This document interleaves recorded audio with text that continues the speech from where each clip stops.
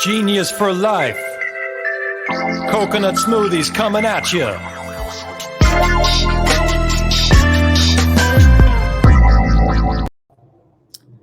All right, welcome to episode 157 of 15 Minutes of Genius. I'm your host, Alex Baer, CEO and co-founder of Genius Juice. And what I love about these shows is we bring on, people that are literally just starting their business and they're still making it in their bathtub, plus others that are much further along that is changing the way we eat. And I really put this gentleman under that category. He's changing the food system and the category with something innovative and delicious. But before introducing him, just big plug, make sure to go onto Apple Podcasts, give us 5 stars. If you give us 5 stars, we'll double the amount of ratings we have. I guarantee that. We'll go from 1 to 2. So please go on there and do it. All right. So our guest, Ross Mackay, hailing originally from Scotland. You said Glasgow, right? Where you were? Correct. Yeah. And I've never been. I hear all about it. And I hear it's amazing. And now that COVID is on the downfall, I would love to eventually travel out there. I actually went to a timeshare. This is totally random because there's no script on the show. I went to a timeshare just to get a free 2-day stay out of it. They reward you to go to a timeshare presentation. And they asked me, what country do you want to go to? You can go to any country in the world. And I said Scotland. Wow. So I got 21 years of living there. I've got plenty of tips and tricks when you make it over. So we'll connect offline about that. Please. I need all the help I can get because I get lost in my own house. And I don't have a big house. All right. So little introduction just about Ross here. So Ross Mackay is a CEO and founder of Daring, a leading plant-based chicken brand on a mission to replace and rethink chicken in the global food system. Mackay has pioneered a disruptive advance in food technology by developing a platform that produces plant-animal proteins without the use of a single animal. And I'm a vegetarian, so this is big for me. I had your product also. There was like a truck outside of the North Hall at Expo West. So I remember having your product.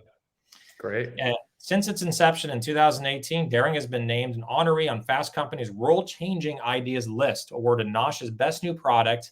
And in 2021, Ross was recognized as a food and beverage innovator by Forbes 30 under 30. I mean, that's legendary right there. So how you doing, my friend? I'm good. I'm 31 now, so thank goodness I Made squeezed into that in the last few months. But I'm great. Thanks for having me on, and thanks for the introduction. Absolutely. That was the reason why you started it at 29 or 28. You're like, I got to do this quick to get under the 30. Exactly. I was that's the reason. Got to make the list. No. For many other reasons why I started Daring, but I'm sure we'll get into those. For sure. I just want to hear, like, are you a vegetarian or a vegan? Yeah, I've been eating plant-based lifestyle for best part of 10 plus years now. It's growing up, I ate a lot of animal protein. I played high-level sport, so you're kind of told, protein every couple hours, 200 grams of chicken, fish, lean meat. That was me, like many other individuals growing up playing sport. To get big and strong, you got to eat your animal protein.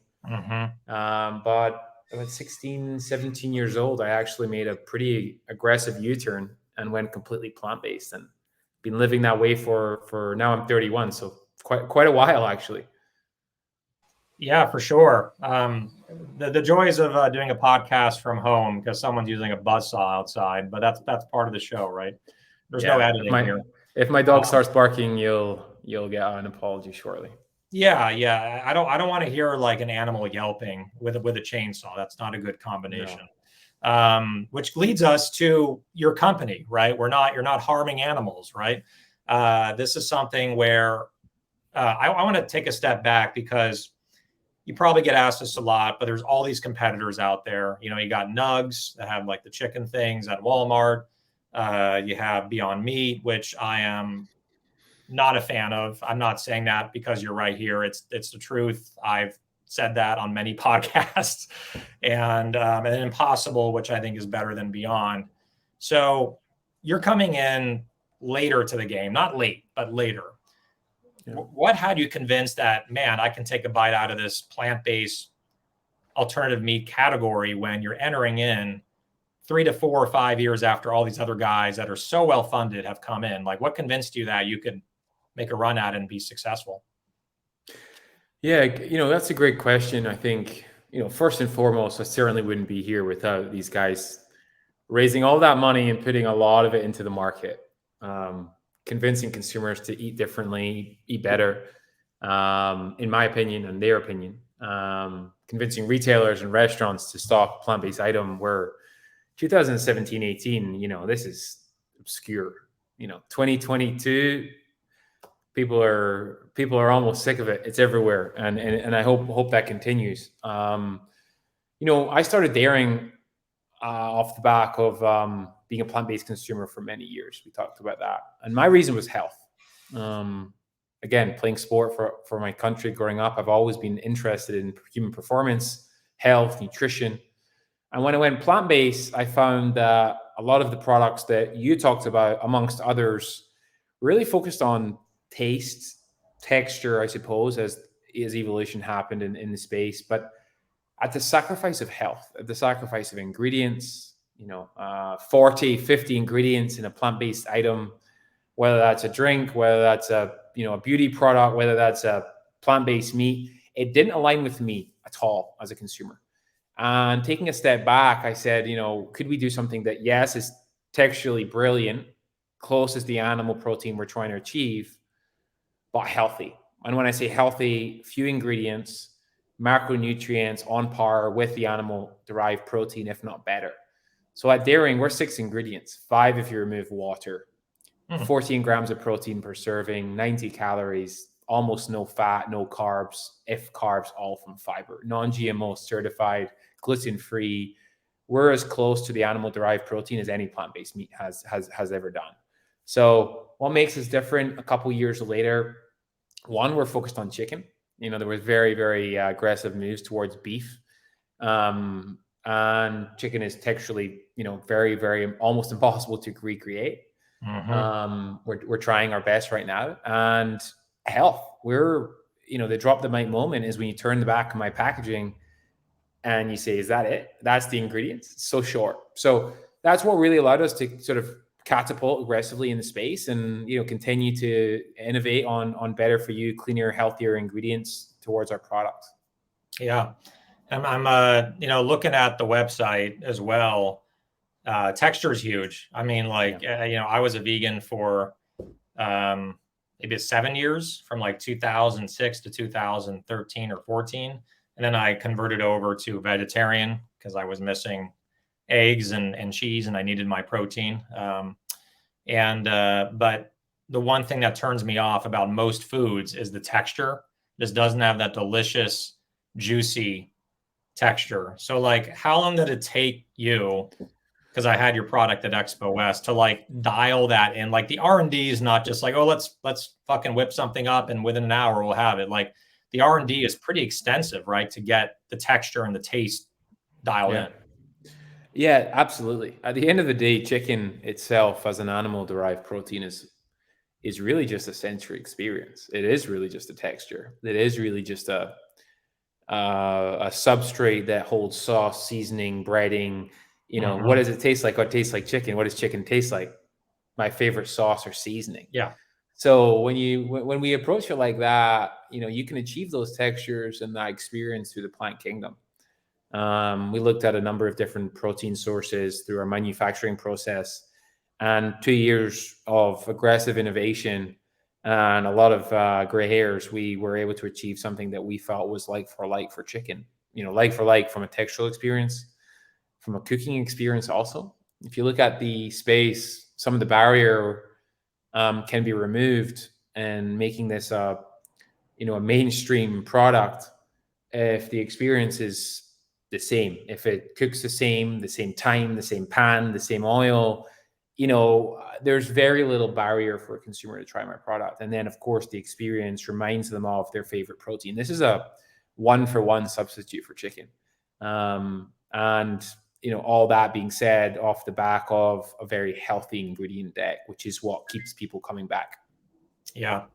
As you're talking more about chicken, I was, there's obviously like the rotisserie type chicken, which everyone loves, like it's being cooked all day, and like the rotating skewers in the store, and then like the skin, you can take the skin off and everything. But I remember in college or in high school, my favorite thing was Jack's spicy chicken, Jack in the Box. It was like kind of a breaded thing. But you're totally right. What my whole point, and not to blab, is like, it wasn't the chicken, it was the seasoning. It was the texture and the seasoning and the spices, because it was a spicy chicken, Jack's spicy chicken. So it's really fascinating that a meat eater can try your product and convert over. Now, this is also a debate. Do you go after the meat eater to cross them over? Do you go after people that already are in your corner, they're vegetarians? Do you go after both? Because obviously, I think a meat eater, it's harder for them to convert, maybe. I don't know. But what are you guys doing from a marketing perspective? Who's your target market? I think, it's interesting. We did a campaign at the beginning of the year, and it was plant chicken for chicken lovers. We're chicken for chicken lovers. If you love chicken or you like chicken a lot, we know we can appeal to you. That is how we move the needle. That is how we achieve our mission. To remove and replace chicken from the food system, we have to go after chicken lovers. We're an inclusive brand. We are for everyone. We're not only for vegans. Of course, they're early adopters, they're loyalists. They pick it up everywhere, anywhere we launch, they're there and they're excited. And we, of course, appreciate them. It's how we build our business. But as we think about scale, there's a reason we're in 11,000 supermarkets in a couple of years, because we want to appeal to the consumer that wants to pick up chicken 7 to 10 times a week, eat chicken 2 to 3 times a day. How do we do that? It's almost very simple. We achieve texture experience. We achieve macronutrient experience that is like for like. And the harder part, the exciting part, is we achieve price parity. And those 3 things combined, if you really think about it, why would a consumer not switch, at scale? So that's who we go after. That's how we think about innovation. That's how we think about where we're positioned in retailers. That's how we think about where we're positioned in restaurants. We really have a North Star appealing to the chicken lover. Yeah. And I think it was very smart for you to stay in one category and really just focus and double down, like blackjack. You have 20 or 20, you have an 8, you have a 10, you're showing a king, and you're like, I'm just going to double down on this because I know it's going to continue to grow. I think the mistake that other brands have made is that they try to go into the sausage, they try to go into the meat, they try to go into the drumstick. They do like 3 or 4 different things instead of just mastering one and being really good at it. And the one thing that I noticed as a vegetarian, I could do without beef. Like, I don't miss beef, but nostalgic wise, childhood wise, I miss chicken. Right. I'm 100%. It's omnipresent in our diet since I was a kid, since you were a kid. It was in every packed lunch. It's a favorite. Chicken McNuggets, right? Exactly. It's a fast food staple. It's cheap, it's omnipresent, and it's ripe for disruption. And it's ripe. Everyone, 2020, got to eat less meat, got to eat less bacon. They didn't switch from these products into tofu. They switched into chicken. Exactly. Consuming more chicken, creating larger demand on the industry. Chicken consumption is growing year over year. It's not slowing down. And a lot of that consumption is growing because consumers are stepping away from consumers are stepping away from beef and pork. Exactly. Yeah, it's not stepping into eating more chicken. Exactly. If I had $1 for everyone that said, you know what, Ross, I actually eat less beef now. And I say, what do you eat? More fish, more chicken. Yep. So the next step for us is, well, what if you didn't want to eat chicken? Well, more fish, but eventually plant-based has to be an option. And, once, twice a week, even once, twice a month, we can create a pretty big business and great impact. So, yeah. And absolutely. And, being out here in LA, because we're fellow Angelinos, I mean, I'm the I'm from LA, and you can tell from Ross's accent, what we mentioned. Not originally from LA, but he's made it his home now. That there's a lot of chicken restaurants that Yeah. have popped up that are insanely popular. Like, I don't see beef restaurants getting popular, but have you seen like Raising Cane? Like, there's a line always around the corner with Raising Right. Cane. There's one in Torrance here, which is like 40 people. It's like In and Out, 40 people in line. And then Chick-fil-A. And Chick-fil-A has put millions of dollars of advertising to get people away from beef to chicken, right? Yeah. They have the billboards where it shows like the cows Oh. painting on the billboard, like eat less beef, It's funny. 100%. Yeah. 100%. Yeah. No, there was a chicken wars, the favorite breading. But Yeah. again, you never talked about the substrate, the chicken. It was always the breading or the bun or the sauce or the spice. So again, just going back to what we talked about, we can appeal to those consumers, and we are appealing to that consumer. They're picking up Absolutely. our product and they're loving our product. Tastes just like chicken. But exciting to see the growth, and yeah. Awesome stuff. Yeah. It's huge what you're doing. And I could see definitely, I mean, I would have to guess that the breaded is the most popular of all your SKUs. The original product is my favorite, and it's actually the top performer in the category. Interesting. The roasted chicken, it looks like more. Yeah, actually, it's the number one SKU in the plant-based chicken category. Sorry. Oh, wow. The original, and then breaded and Cajun, close behind. But all of those products are based off the original product, the original chicken, naked, clean chicken product. The pieces, and again, that product has led to some dramatic growth. We launched that product single SKU, single channel, single retailer in 2020 March. We had a year exclusive with Sprouts, who gave us a leg up. Forever grateful to the frozen buyer at Sprouts and their CEO, Jack Sinclair, who's a fellow Scot. And we launched a single SKU and a single channel in 2020 March. And, fastest growing plant-based chicken brand today. We've grown 500% since 2021, and we grew from, almost nothing in 2020. So that SKU is the most popular. The people have spoken, and they're continuing to speak, and all things are chicken alternatives right now. And for anyone watching, you don't have to have 8 fucking SKUs on the shelf to be successful. Like that's a huge testament where if you get the right product at the right time and the right branding and the right taste, the right texture, like what Ross has done with Daring, him and his team, his R&D team, you can build off the back of one SKU, which is what you did. It's amazing. Yeah, no, inspired by Oatly, actually. Their single SKU, barista SKU in Asia, one channel, one SKU, $100 million run rate. The coffee channel. Yeah. The oat milk barista SKU that I'm sure we've all tried. So the gray packaging, talk about simplicity in across the business when you're scaling and you don't really know. Again, I never done this before, and we're getting horizontally ambitious now. We're launching more innovation very shortly, but we built, a base to do so. And 10,000 stores nationwide, including Walmart, Kroger, Whole Foods, Target, top performing in the category. Now it's time to unleash the innovation and give consumers more. But again, keeping it really simple, really narrow, really focused in the beginning. It just allows to create data, get feedback, innovate on that product. We've innovated on that product many times along the way.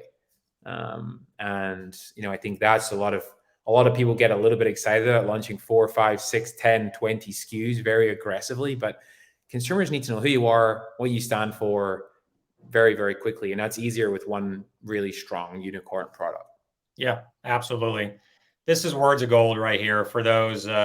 Get your notepads out, take notes on this, listen to the recording again, because, Ross has built a successful business that will continue to scale 3, 4, 5x, or double year over year because of what he's done. And his go-to-market strategy, right? You start small, you start slow, and you kind of ramp it.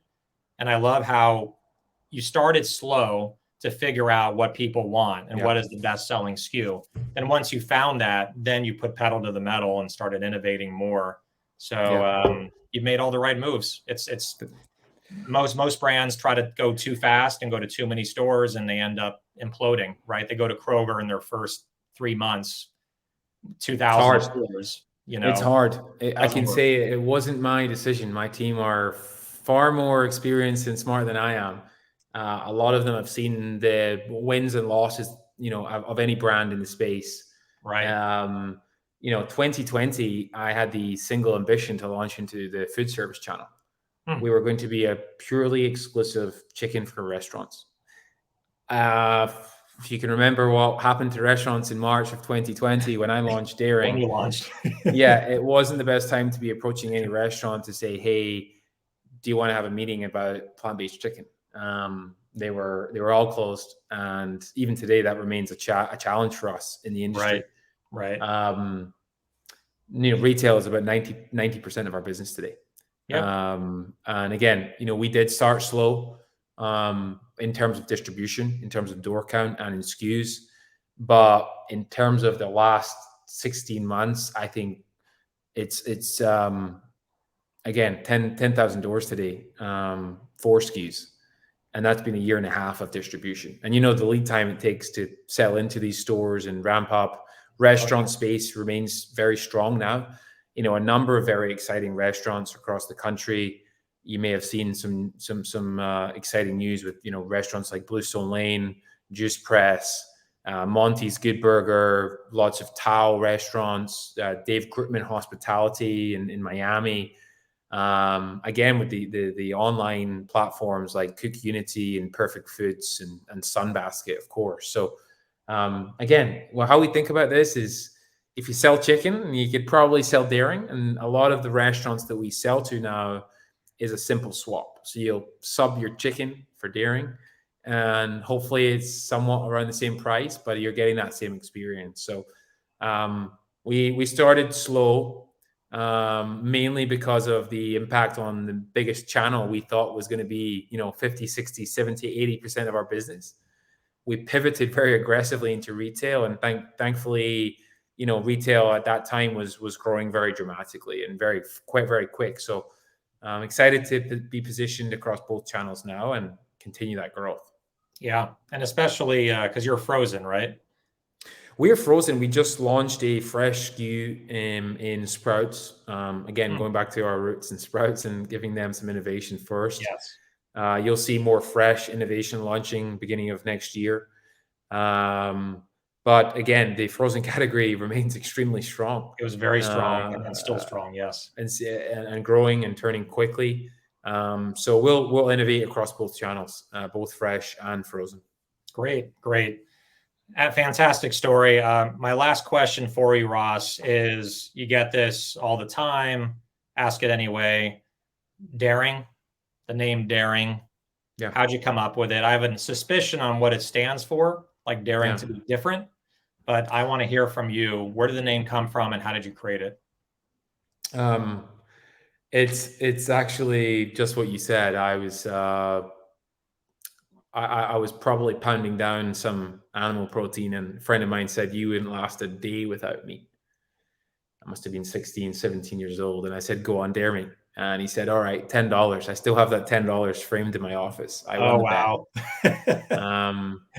That $10 is worth millions now. Well, it certainly inspired me to take a challenge on. I'm a competitive individual. I won't turn down a dare, or at least an opportunity to prove someone wrong or right. And I never looked back. I felt better, felt great, lost some weight, performed better, just felt, as cliche as it sounds, I felt just this sort of like a new man. And fast forward today, Daring believes that we can all think differently. We can all challenge ourselves to do something that we've been told for many years is the best way forward, or the right way forward, or whatever it may be in whatever industry you're trying to challenge. So got a lot of respect for people who are building something, taking on big, audacious industries with something that is unique and of course daring. So that's what we stand for, and it started with a dare. Love it. Is that I imagine that has to be on the back of the packaging? It's not. We need to talk about it more. Maybe I'll connect with my team and we'll find an opportunity to bring to market. But you heard it here at this podcast live, and There you go. And I appreciate it. So like I said, just don't be afraid to try something that you've been thinking about. You heard it here first. That's the origination of daring. Right now, basically the top selling chicken alternative in the country right now, and soon more SKUs coming out, more innovation. I can't wait. As a vegetarian, I'm excited. Me and my wife are going to Sprouts tonight. I'm going to pick up some tonight. When is a new fresh one coming out? I don't want to give a date yet because it's not finalized, but we expect H2 2023. Okay. 4 or 5 SKUs in the fresh section. Perfect. Really focused around convenience, and then Yes. you'll see some more innovation in the freezer towards the end of this year. Perfect. So yeah, let me know how you enjoy it, and look forward to connecting soon in LA at some point. Absolutely, yeah. Let's definitely meet up. So next segment is called Rapid Fire Question. Rapid fire questions. Okay, so you already know how this works since you've seen several episodes. You may even know the questions. So I take you for someone who is well prepared for most meetings and most events. So I didn't switch up the questions, but this is a new version. Maybe you haven't heard or seen. So ask you about 15 different questions. Get it? 15 minutes of genius, 15 questions. Answer as quickly as you can. You ready? Yeah. All right. Everyone starts to tense up during this part. It's so funny. Like, you're not nervous, but you're more like, okay, like you're bracing for it. I don't know the questions. So okay, not too hard. Couple challenging ones, but you should be. If you're running buyer meetings and investor meetings, this should be cake for you. All right. Okay. Here we go. Question number 1 for music. Which decade is the best? The 70s, 80s, or 90s? 90s. What do you do for exercise? I run and cycle. Movie you can watch an unlimited amount of times? The Godfather. Yep, classic. Number 1 or number 2? Number 1. Original. Chocolate or vanilla? Vanilla. Favorite country to travel to? Scotland. Yeah, could have guessed that one. Favorite Star Wars character? Obi-Wan. Yeah, that's what our last guest said too. Obi-Wan Kenobi. You've probably seen the new series, right, on Disney Plus? I haven't actually. Oh, it's really good. Really. Tonight's watching. Yeah, they brought back Ewan McGregor from the original, not the original, but the trilogy, the new trilogy. All right. What is your spirit animal? A lion. I knew that one too. And that's 100% true. What do you like to drive? An SUV, a coupe, or a truck? My bicycle. No, I would SUV. Electric. Food, salty always. or sweet? Salty all day. Not a big unless it's Dream Pops. Just savory. Yeah. Shout out to David Greenfeld. He's right around the corner, right? He's in Hollywood or Santa Monica. He's not far from us. He's in Venice, yeah. Yep, Venice.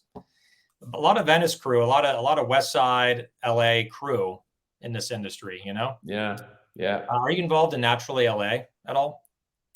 I'm not actually. No, David was one of my groomsmen. I know him very well. So. Oh, really?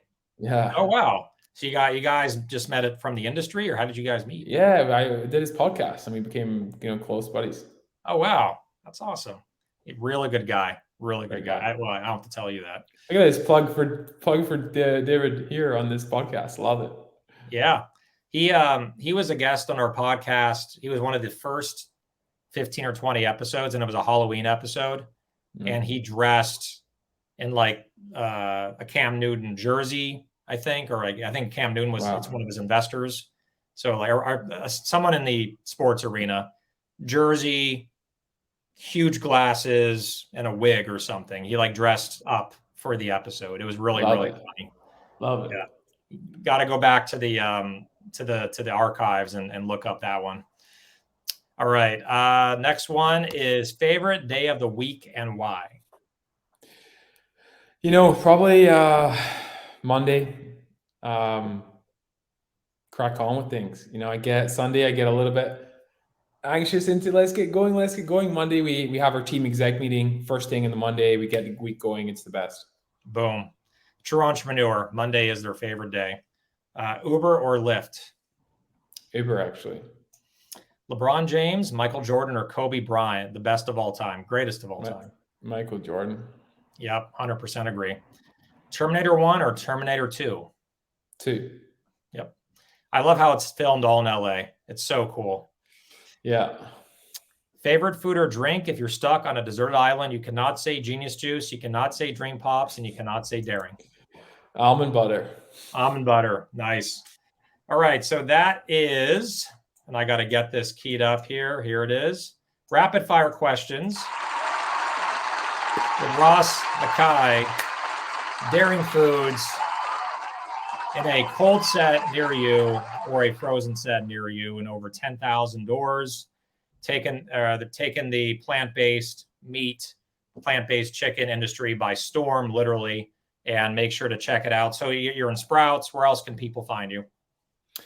We just launched into Publix a couple of weeks ago. We're in Albertsons. We're in Walmart, Whole Foods, again, Sprouts, Air One, Wegmans, you name it. We're probably there right now, but we have a store locator on our website, daring.com, shameless plug.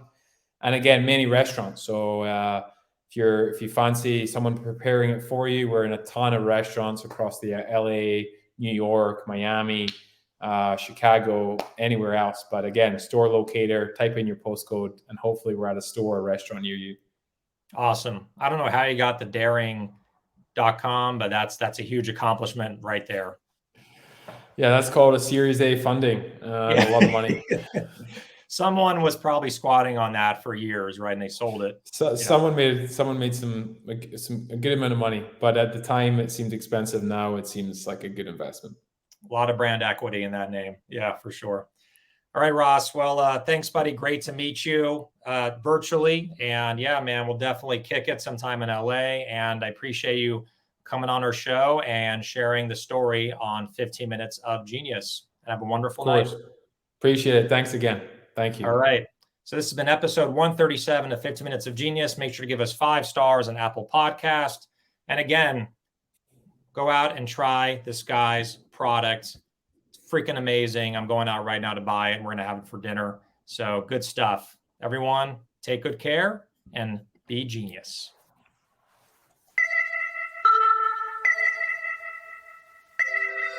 Genius for life. Coconut smoothies coming at you.